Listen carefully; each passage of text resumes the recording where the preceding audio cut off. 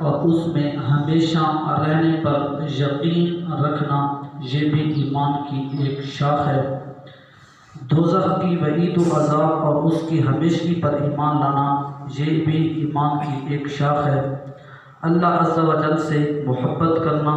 رضائے الہی کے لیے کسی سے محبت کرنا اور کسی سے عداوت رکھنا۔ اسی طرح تمام مہاجرین اور انصار اور آل رسول صلی اللہ تعالیٰ علیہ وسلم رضی اللہ تعالیٰ عنہم اجمعین سے محبت رکھنا، حضور علیہ السلام سے محبت کرنا اور نبی کریم علیہ السلام کی ذات اقدس پر درود پاک پڑھنا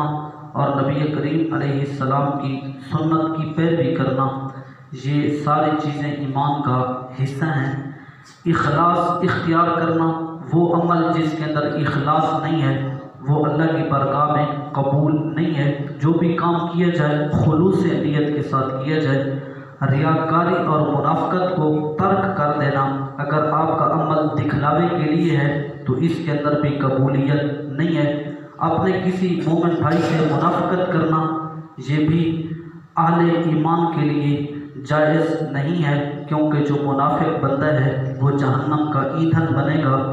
توبہ اور ندامت اختیار کرنا، جب بھی گناہ ہو جائے اللہ کے حضور جھک جانا، معافی مانگنا اور ساتھ ساتھ شرمندگی کی وجہ سے آپ آنسو بھی بہائیں، وہ اللہ کی بارگاہ میں توبہ قبول ہے۔ خوف خدا رکھنا، اللہ کی بارگاہ میں امید رکھنا، مایوس نہ ہونا، اللہ کا شکر ادا کرنا، جو آپ نے وعدے کیے ہیں ان کو پورا کرنا، صبر کرنا،